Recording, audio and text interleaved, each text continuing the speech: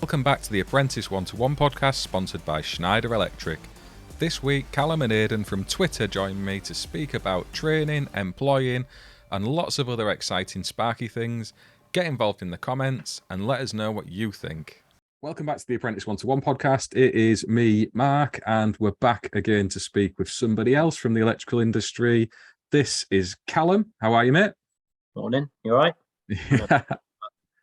Thanks for coming on to have a chat with us, and we'll get into the nitty-gritty of exactly who you are and where you are in the electrical industry at the minute. But first and foremost, how are you doing? How are you keeping? Good. How are you, mate? You all right? I'm not too bad, thanks. It's been a bit of a hectic day. We was supposed to have Craig with us again tonight, but for those of you who aren't aware, it's Tuesday evening, and Craig's been working in London. Traffic's absolutely crazy because of the unfortunate happenings of earlier on, and he's not going to be able to make it, so you're stuck with just me and Callum. That's all right. We'll make a show of our own. We can do, of course we can. So first up, Callum, what's your stage in the career? Where are you right now? I am sitting my AM2 in 6 days, AM2S. No pressure then, mate. No, where I am.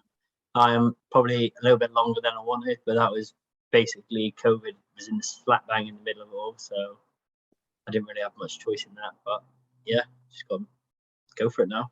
So we said off camera, but you don't look like you're 4 years out of school. You're a little bit older on this journey. So explain a bit about that for us. How did you kind of enter into the trade? Where did your journey begin? My brother, he's 9 years older than me. He's an electrician by trade. He's a qualified electrician, but he mainly did like heating stuff for a company in Kettering in Northamptonshire. So I did a few like rewires with him, like private jobs, all that stuff when I was younger. And then I left school. I was going to go to uni actually to do audio engineering, so it's not too dissimilar. But then that same brother moved to Australia. He told me to actually go and try it out for a year. Ended up staying for 5, and then I came back here, and then was pretty much looking for a job. So someone I know who owns a fairly decent sized company offered me an apprenticeship. So I thought might as well take it now. I've got no family, no house, nothing like that. So I might as well just take it. So how old was you at that stage? Was you like early 20s, 24, something like that? So that was 2017. Yeah, 23, 24.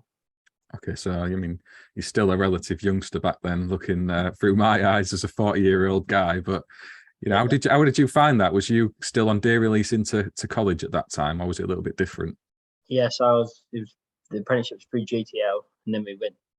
There's like a local college. I used to live in Corby. There's a local college there, but we didn't fancy that, so I went to this little one that just started up in Northampton called EAS Mechanical. You might have seen them on Twitter. They're on Twitter a bit. And I think we were their first electrical class, because the guy who owns it is a plumber. So he did a load of gas and plumbing. We were the first electrical one, and it was literally the best college I could have went to. Really? Yeah, it was unreal. Like, I've got my AM2 coming up. Starting on Monday. And I rang my college tutor today. I said, "Can you like to just go through like a bit of a refresher?" And he said, "Pop in any day this week." And I said, "I'll sit with you for a couple of hours and go through it all just to make sure." That's exactly what you want, isn't it? That's so good. So they did that for free, or did you have to pay for it? No, it's free. I did the AM2 that comes through JTL, like the AM2 for refresher. I just wanted to that was like a couple of months ago. So I wanted to do one literally a couple of days before just to properly get my head in it. And yeah, it's free. But I'll probably take him out like couple of beers or a bottle of wine or something. Belt and braces, I like it. So it's good that you found a decent college, because that's half the battle with a lot of these things. And you know, was you one of the older people in there, or was other people in your kind of situation as well? There was a guy who, you'll probably kill me if he ever listens to this, but he must have been early 50s, mid 50s, and he'd not even done anything electrical in his life. And he was obviously coming up to retirement, and he said he just wanted to get qualified to just do odd bits in his house and like odd bits in his family's house, or his like kids' house, wanted to help people out and just do it that way. But his work would pay him for him to go through the apprenticeship, like proper mature age. So but then there was probably another guy who was about 30 or something like that, and then I was probably the next one down, I'd say. So it's not all youngsters. That's something a lot of people don't realise. There is a lot of older retrainees out in industry at the minute. And Danny, who's been on here before, he's in his 50s, and he's starting out pretty much as the guy you described as well, just getting into it from not a real engineering background at all. So it's open to everyone, I guess, is the message. If you want to do it, you can do it. Yeah, definitely. Like he was older than our tutor at one point, like the guy, and you just think, unless you got like the younger guy teaching the older guy, but like doesn't really matter, does it? No, Like, exactly. my wife was like now, and like the apprentice will show me something, and then like I say an apprentice, I'm probably classed still as an apprentice, but like the younger lads will show me something. I'll think, oh, well, I might as well do it that way as well. Everyone's always learning. Sometimes they have a better idea, they have a better idea, whatnot. So I don't mind it. And you've had a bit of a background before you started your apprenticeship as well. You were saying you kind of had a little bit of a head start, I guess. Yeah, we did rewired my mum and dad's house with my brother. How did that turn out? Is it still standing? Well, right, so we started it, right, and when did we start? I think we started it on a Friday night. We were like, right, get some chippy in, get the beers, and we'll start ripping stuff apart. So we did it, and then Saturday we smashed it all up, put a load of wires in, and on Sunday his girlfriend went into labour. No way. Yeah, so she went into labour. So then we were like, me and my dad were looking at each other like, what are we going to do with the house? So I was literally like, we were literally on the phone with my brother, and he was like talking us through what to do. So me and my dad like rewired the whole house pretty much without my brother. Over the phone. I know, it was a nightmare. Classic. At least it obviously turned out all right if it hadn't burned down yet. So that's the main thing. I don't even know if it's been tested yet since, and that was about 10 years ago, 12 years ago. Oh, frightening. How have you found the process through your apprenticeship then? Have you got a supportive employer as well? Is that, you had the backup there? One of the guys at my work, his name's Paul McLaughlin. He is probably one of the best sparkies. Probably haven't met a whole lot, like compared to some people, but he's probably one of the best people I've ever met, and one of the best sparkies I've ever met. He's literally like so clued up on everything, and if he doesn't know something, that night he'll go home and read up all about it, and then next morning he'll come in and he'll know everything about it. That's exactly what you want in a mentor. Mate, he's only a few years older than me, but obviously he started when he was 16. He's now 32, so he's been doing it 16 years, and I've only been doing it for 5. So I've learned like pretty much everything I've learned off him. He's like gone off the tools now into the office. So okay, so you can fill his boots then if he's yeah, but that was pretty much it. I got the pep talk off the gaffer when he moved in, saying I got to step up basically. It's nice to have that, because I get a lot of the stories through industry that are generally pretty bad because people are coming to me for help. So it's nice to see you've had a good experience with the college and your employer as well. That's really cool. So once you've kind of finished your AM2, how's that going to pan out for you? Are you getting your gold card? Is that important to you, or are you not bothered about that? Where do you see it going? No, 100% get my gold card. I've already got my 239. Well, I've got the EAL equivalent. Already got that, so gold card with that, and then I'm undecided what in the short term future, but eventually I'd like to go on my own, but short term probably gonna hang around for a bit. I think working for this company, I still quite enjoy it, bit of traveling and stuff, but I don't mind it. Yeah, it's just interesting because sometimes, you get this argument on social media about the gold card, but a lot of people I speak to still want to have it. It still seems like it's important to a fair few.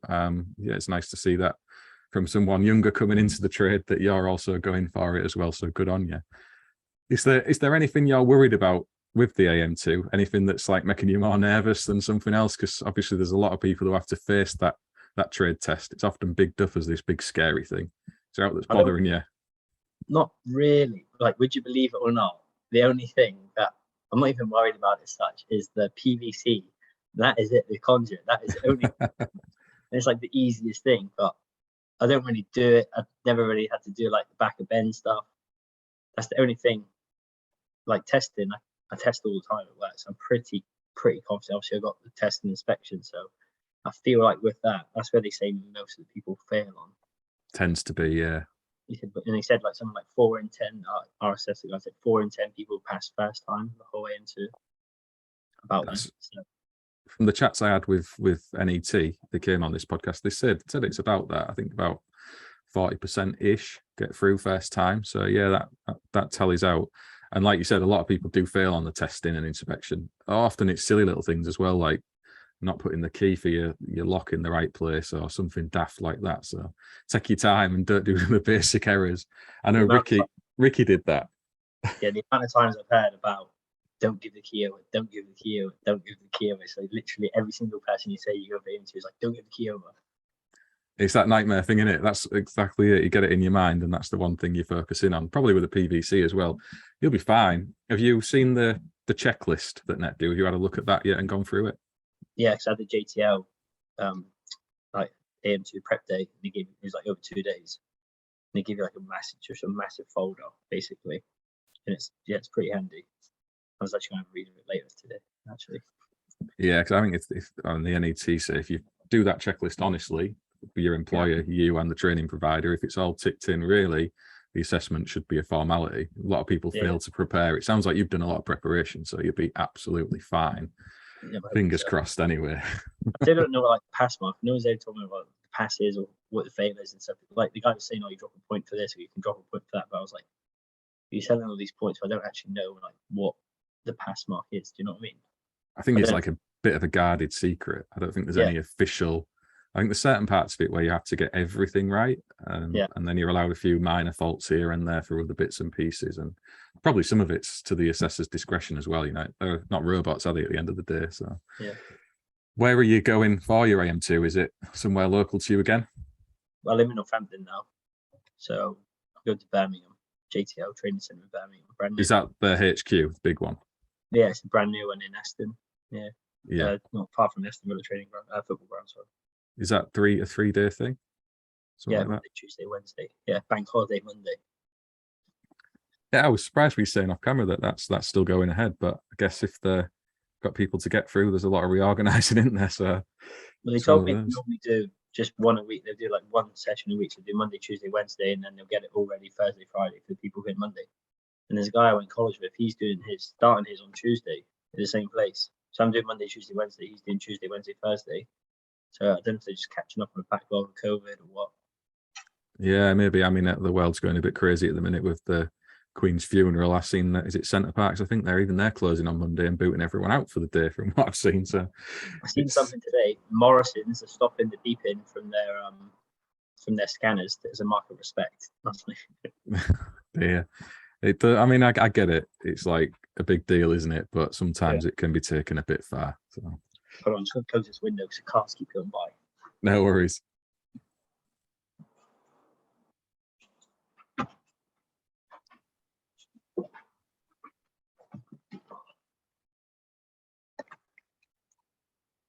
So, in terms of your interest as being an electrician, is there any kind of, aside from your brother, anyone else in your family who's been a spark? You like a second, third generation spark or anything like that? No, literally no. My dad is a mechanic, but he doesn't work as a mechanic anymore. And my oldest brother is a mechanical engineer. So there is a bit of engineering in there then. So it's like, yeah, a little bit, yeah. So is it purely by chance that you've ended up in this industry and you didn't have some burning desire to always want to be an electrician as a kid?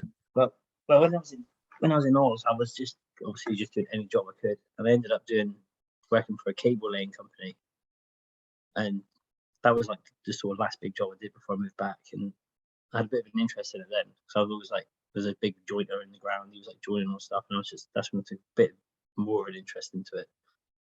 But I would say I wouldn't know everything, but I am like pretty obsessed with it. Like I'm always on Twitter going through it. I'm always like reading up stuff. Like I'm a bit of a weirdo on it. I wouldn't say it's a weirdo. Twitter's actually really good. It gets a bit of a bad rep sometimes, but it's really good, I think, for getting into the nitty gritty of what being an electrician is. Yeah, I think the best description of it is like a working man's club in old terminology. I guess that's probably not very politically correct these days, but it seems a lot like that, doesn't it? It's like a laid back LinkedIn. It is. LinkedIn's all like the polished and professional stuff, but on Twitter you get to really see what people think and what other electricians are actually doing. I just love the arguments on there, man. Some people just arguing over stuff. It just makes me laugh, man. It's like mixed with good read. Some of it really kicks off. It really does. I've been posting about the academy we're getting set up today, and a few of the guys on there are trying to encourage me to open some sort of illegal cafe on the industrial estate out the front of my unit. So trying to help me get shut down before we even get opened up. So it's there's some banter on there as well. Yeah, it's good. It's good. I like it. That's when I think I started it, a year and a half ago? Just like I had Twitter anyway, but then I was getting slated by all my mates because I just kept going like on the electrical stuff, and everyone's like, "Can you stop going?" Like, every time we go on Twitter, it's just you talking to like these people we don't know about electrics. So I was like, "Well, I've started a new account," so I started another account just for that. Yeah, you got to get in the discussion, aren't you? There is a lot of apprentices who are scared away from it, but sometimes just join in. It's not that bad, is it, really, once you get into it? A lot of the stuff I've learned is from Twitter as well. Like a lot of the regs and stuff that obviously not everyone knows every single regulation. So like when some people post, I know like Monty Electric, he's always like comment, like posting up the regs and stuff like that. And you actually take note of it when you're reading through it like that, rather than someone in the classroom just saying like this regulation, blah, blah, blah, this regulation, blah, blah, blah. When someone's actually using it in context with an argument someone else is having, that actually makes more sense.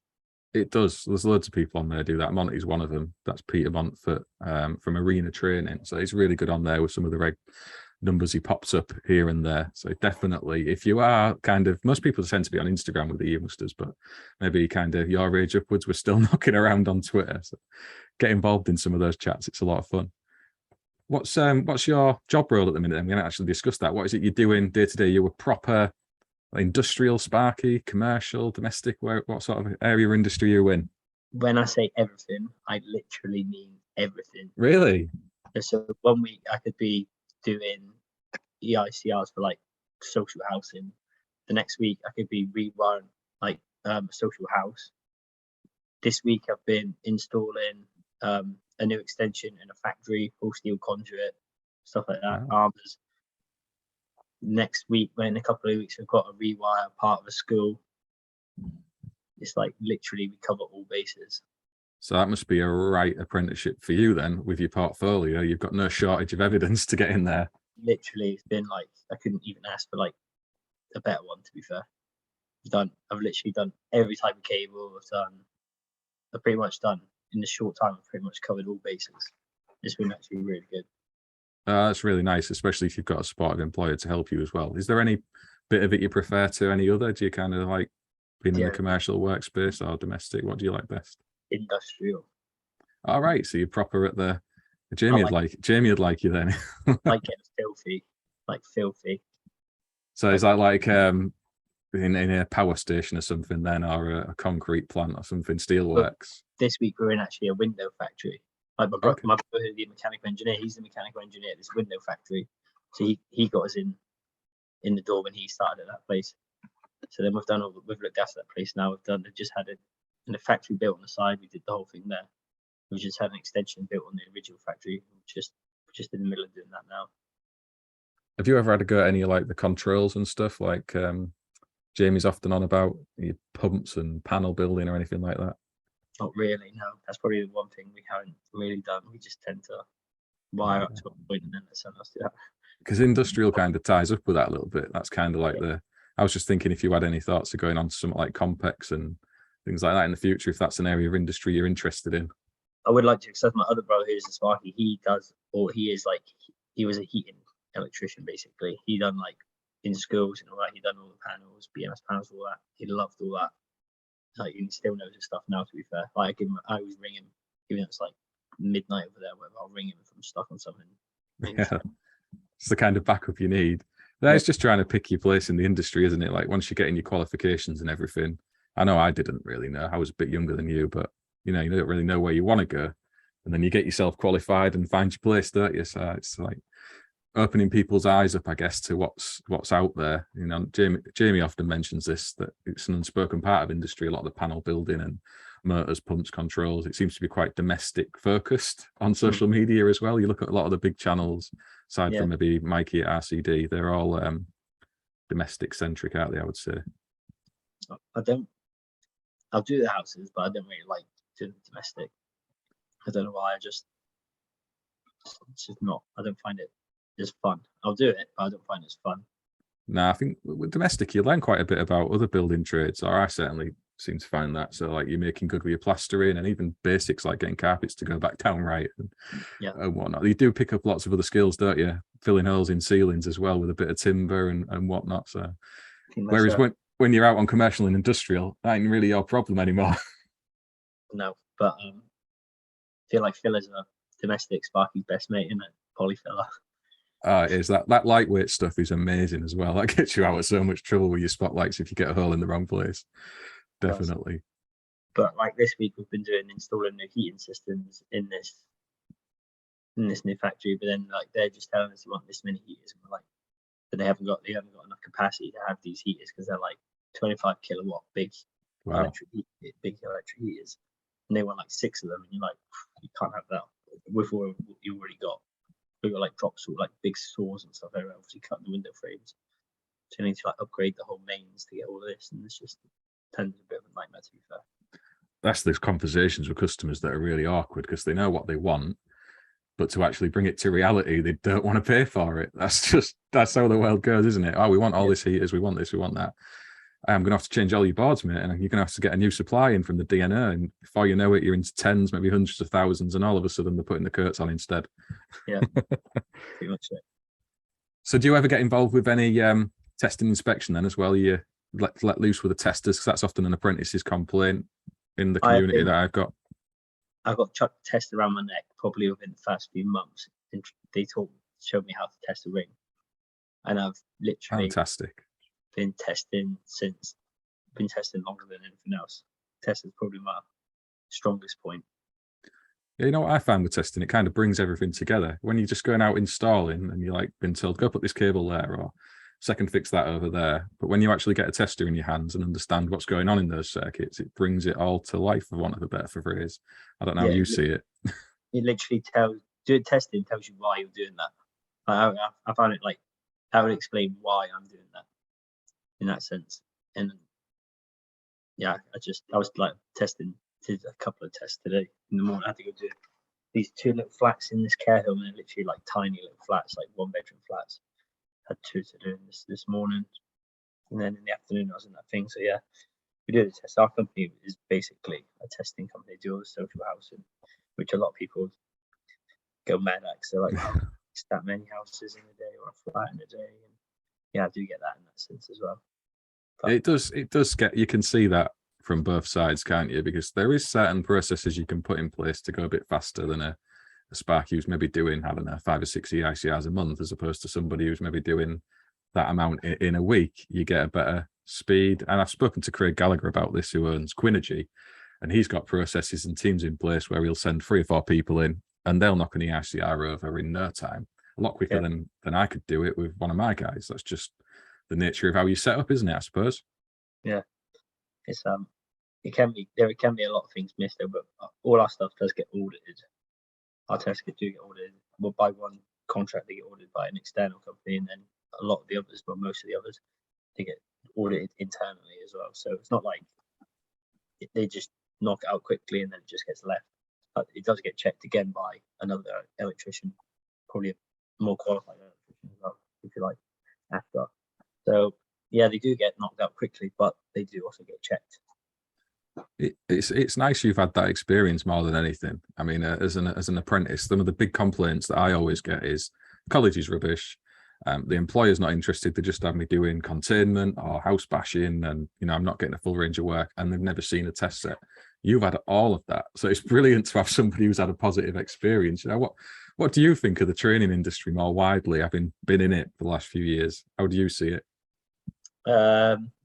My experience from pretty much the people I went to college with, some friends who are doing apprenticeships, and even, well, then testing is just like, they don't let him. They say the Sparkies they're with on site don't even show them how to test because they don't know how to test. And then their company has like a tester, so they will do the install work, and then this tester will come in at the end and then test the work.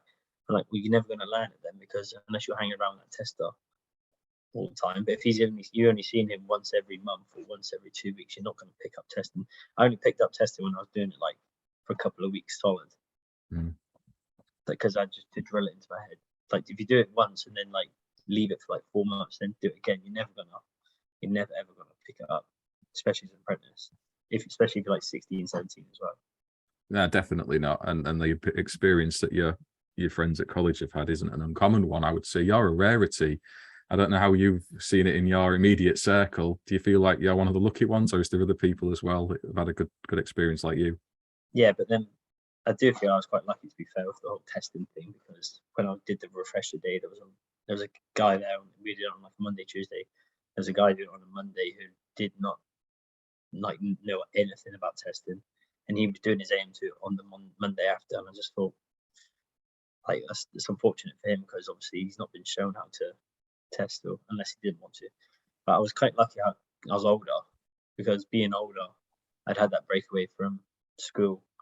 Like people do education, straight into education again. I just feel like they just get bored of it. They're just doing it because they have to. It's because I had that a 10-year break from education.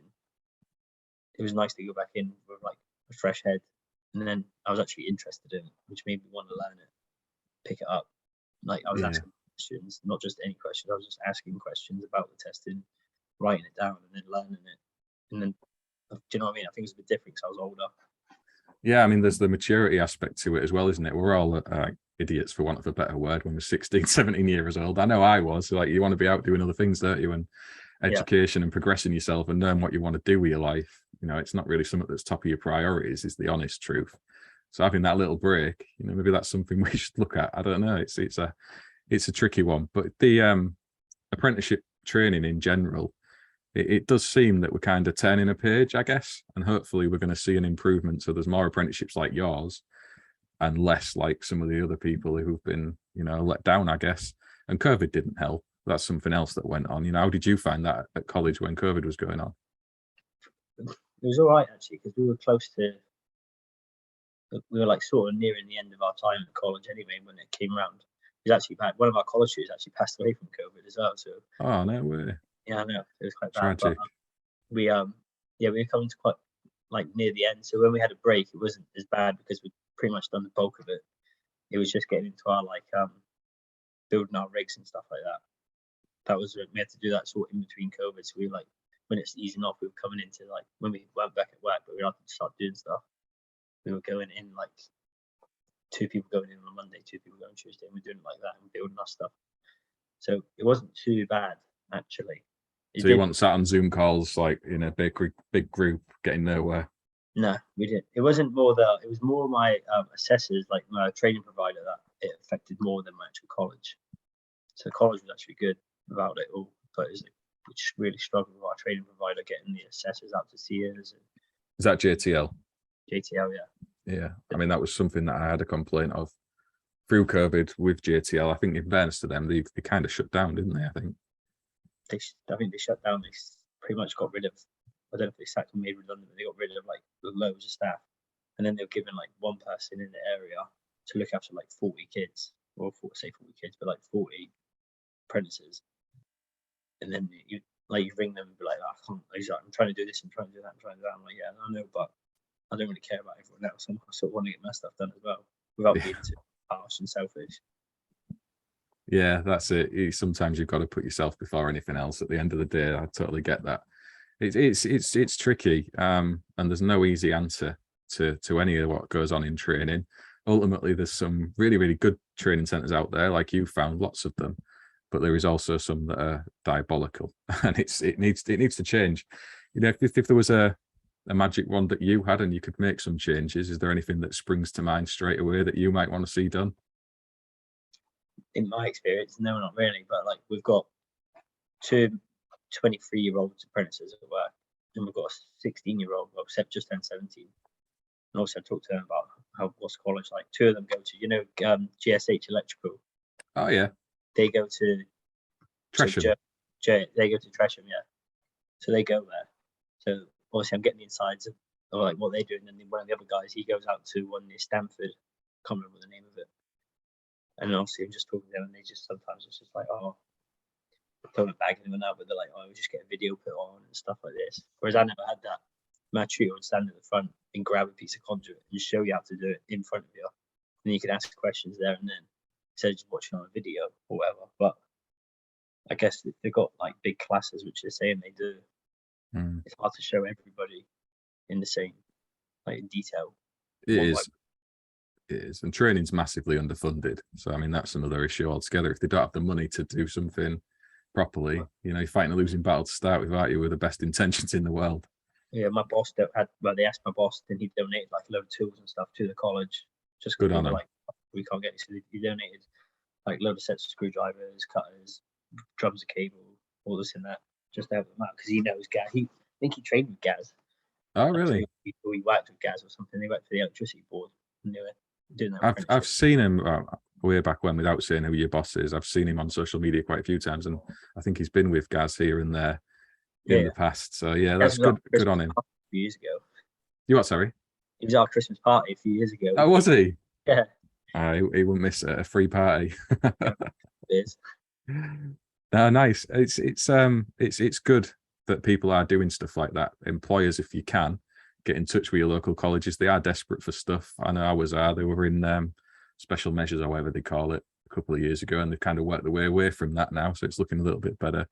But even my two are at a local training centre, private. Well, I think it's actually a college. So it's East Riding College. It's a little bit different. It's not part of some big campus. It's only a small place. But they've had a few already drop out.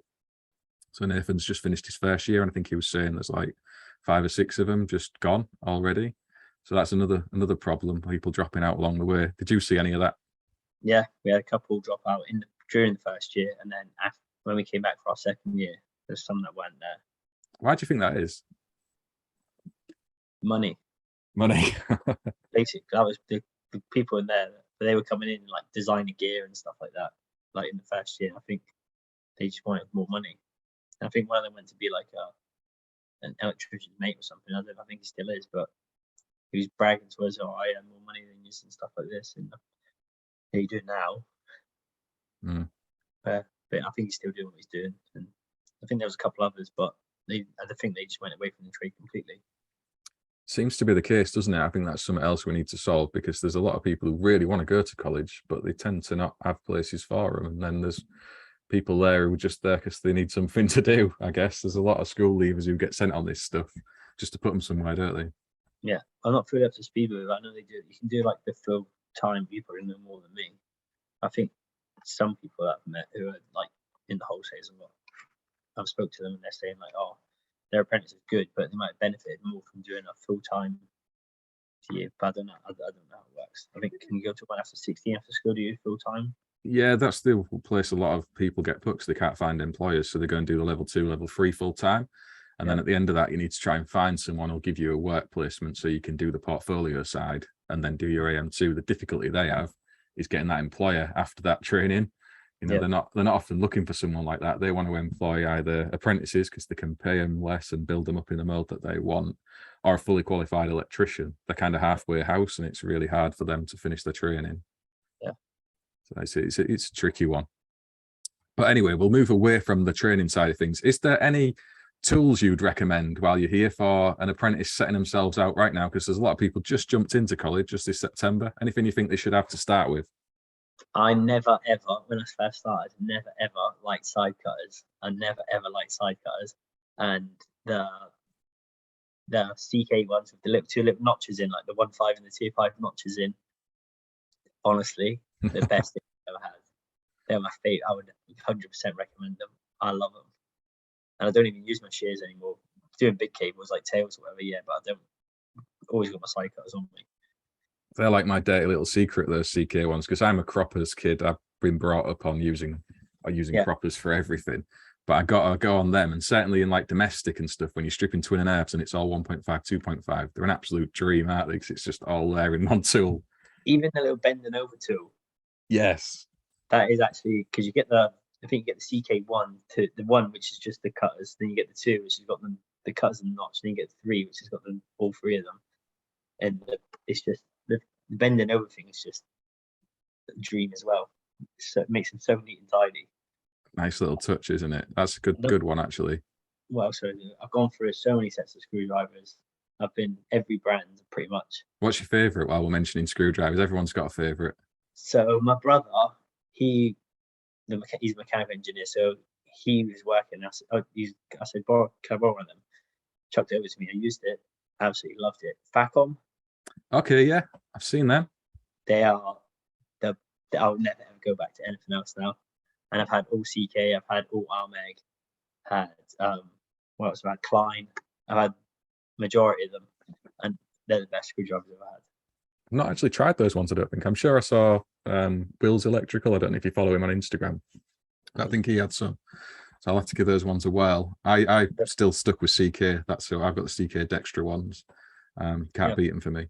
I've got a glow in the dark one. I tried a glow in the dark one. They're the ones I've got. That was through Twitter as well. Sam on Twitter, so he had some, and I got some Sam, as well. He puts pictures up in the dark and hang on his jean pockets underneath. That's why I got some. I thought that's a sweet idea. I want some of those. Yeah, I've got them. They're actually handy when you're in a loft or something like that, and it's fell out of your pocket. You look back, and it's just like glowing in the corner. You crawl back and get it. But them Facon ones, I don't know what it is. It sounds really weird, but they just fit screw heads like perfectly. Like they're just the best. 100% recommend. I'm gonna have a look. I think they're quite expensive though for a set of screwdrivers. Maybe I'll have a look after we finish this Zoom call, and maybe we'll get them in apprentice 1-to-1 giveaway, so another apprentice can give them a try and see what they think. Yeah. Any other tools you'd chuck in your kit? What can I think of? Yeah, my Klein. So when I started my apprenticeship, my JTL gave us a free Klein tool bag. You get that's nice. You get the backpack or the over shoulder one. The over shoulder one's like 170 quid. It was at the time. They give that free, full set of screwdrivers, tape measure, all that stuff. But that tape measure, I've still got it now. It is the best because it's got the magnet on the end. It's an 8 meter one with a magnet on the end. You just throw it on the wall, and it just sticks. And you just put it along. And nice. Yeah, obviously you can find them on Amazon and stuff. I haven't found like a good brand one since with a magnet on the end. But I would definitely have that. It's good to do that. Did they still do that today? Or was that like a special one-off JTL thing? Or did they kit everyone out? Well, I think they still give it out the bags now, I'm sure. Oh, nice. I wasn't aware that they did that. That's good. And that didn't cost you anything. You've not paid JTL a penny in your training. My wife didn't have to pay for it. Nobody had to pay for it. It was part of the package. I've still got the bag. I still use the bag now. The bag's been like through the walls. It's the best. It's so good. It's solid. I think Matty's got one of them as well. I don't know if it's here, but he's got one of the Klein bags that he's had forever, and it still looks like intact. It's a bit dirty, but otherwise it's all good. Yeah, it's massive as well. That's what I like about it. It's massive. I like just taking one bag in with all the stuff that I need rather than going back and getting loads. That's why I'm not massive on the backpacks myself. I don't really like the backpack tool bags. But yeah, it's the over shoulder one with the flaps down the side. It's been good. Klein screwdrivers are the worst.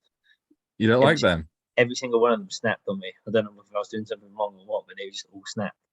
I've got on with Klein ones, all right. To be fair, I've never had an issue with them, but maybe I don't twist them hard enough. They had a magnetic spirit level in that as well. I've still got that. That was good. That came free with it. Nice. It's good to do that. I mean, I think Edmondson's do something with. I can't remember who that's with. I don't know if that's with JTL, but I've seen them giving out free gear as well for new apprentices. So it's nice that industry do stuff like that. But it just brings people in because obviously it's a big outlay, isn't it? Unless your employer buys it for you, which a lot of people do. Unless your employer gets you something, then it's either their parents or they're expected to get it. But tools aren't cheap now, are they? Nah, and it can feel like keeping up with the Joneses a little bit with all the gear that's out there. You want the Instagram, they're watching Instagram. They're like, when he comes in every Monday, he's got a new tool. I'm like, I've seen this guy use this on Instagram. Seen this on Instagram. I was like, oh god. And it's like Matty's always trying to get us to get new gear that he's seen on Instagram. It's like we've got to draw a line somewhere. It's like we've got too much stuff already. It's one of those. Resist the temptation. You can do a lot of the stuff you need to do with a set of croppers. And a pair of pliers. It's like it's not as more complicated than that, is it? A few sets of screwdrivers. The rest is all fancy dress. Some of it. I've just tried that CK armor slice the other day for the first time. How'd you get on with it? That's like a Marmite tool. That one. It's all right. I still prefer a little for small kit, a little junior hacksaw. I've got taught the old school way on everything, so. I prefer a hacksaw as well. I've tried those armor slices, and to start with, I was cursing it because I think I was just over tightening it. And it was kind of ripping the sheath and stuff. But once you get into the knack of using it, it does work all right. Yeah. I still prefer a hacksaw. That's one of those. I'm pretty, considering I'm like pretty new to it, I'm pretty old school with it because I got trained by a pool guy, but I also got trained by another guy called Arthur. And he was, I think he's like 66 now. He's only trained to like the 14th edition still now, 15th edition still now. So he's basically shown me everything that he used to do back in the day, how they used to do it. And I've always got on with it. So that's brilliant. Is it any experience with the old pyro and stuff as well then, or have you not really seen or come across any of that lot? A little bit. It's only not install, more repairs. Like we do a lot. We work for a big care home company, and we do the testing in there, and a lot of infra work. So one of the testing is like repairing it and stuff. Like one of the buildings we done was like from 1950s or something like that, and it's still the original fuse boards and stuff. Original one, obviously failed it because it's like it was no good anymore. But it's nice to see a lot of this different stuff, you know. Yeah, I mean the pyro stuff generally lasts a long time. It's when people start meddling with it that it goes wrong. You get a bit of moisture in it, and it just tracks down it and ruins it. So that tends to be what happens. Someone has a little fiddle somewhere and then ruins the whole thing. But we actually done that at college. Our college bought like a load of pyro, chopped it all up, and then our tutor, he actually brought in all his stuff, and he was showing us how to do it all. He's like, he said, you probably don't need to learn. You don't need to learn this for any of your exams or anything like that. I'm just going to show you it just so you know how to do it if you ever do need to do it. So we were stripping it all, making it all off. You got a load of pots and stuff like that. We were potting it all. Nice. I mean, that's the great experience that someone's given you the time to do that, because it's not really part of your course or training anymore. I don't think, is it? Is it not really covered in the apprenticeship as a rule? No, it's just I'll show you it because we can. He says, I've got all the gear. He says, because you ever go do a job, you've got to buy all the gear for it, which can be quite expensive before you even start the job, just buying the tools. So he was like, you just bought a load of stuff. When we stripped out a couple of stuff at work, so I was bringing in like the old cable we stripped out. He was asking us to bring it in. We would bring loads of us bringing like mineral in. He was showing us how to do it all again. Yeah. It's important to pass those skills on, because like you said, there's still a lot of buildings out there with that stuff in, and someone needs to know how to fix it. So if we stop teaching it entirely as everyone retires or dies off, it's not going to get fixed anymore, is it? Is the harsh reality. So everyone just cuts it back and chucks FP instead. Yeah, sticks a connector block on the end and puts a bit of FP in. It's the way of the world, isn't it, these days? It seems to be going like that with conlock and push fit connectors everywhere. See, that conlock, we were going to do it on one job and we never did bother. We ended up just getting stuff. It's a little bit more expensive, but it's actually quite handy. I seen it. I can't remember, I was out for dinner or something like that. And it was just, you know, it's like when you're going out for dinner. Yeah. I seen it all conlock over, and it actually looked all right. I didn't mind it. That's it. The traditionalists don't like it. I think it's got its place. So if you're not relying on it for being a CPC or whatever, you know, I'd be reasonably happy to use it. It's just that little grub screw puts me off. I'm not happy that that's going to stay mechanically connected forever. Just doesn't look right. No, you just put it off with this big line down the conduit just from where it's dragged along. It's a hell of a lot faster to install that, but you know, if you're not threading everything and pissing around with that, it's going to go up quicker, isn't it? And that's why it gets used, I guess. I know, but I quite like doing the threading and stuff. It's quite therapeutic, isn't it? Yeah, well, you've got plenty of that to go out if you want to come and work for us any time, because we don't like it. It's a nightmare. Have you ever had one of those threading machines? Had to go on one of them? No, they're a dream. I hate threading. It's just a ball ache. We all have stuff we like. I really don't like that. So we got a threading machine, and it's so much faster. But yeah, if you like it, you'll always be busy. What are they, mains or battery?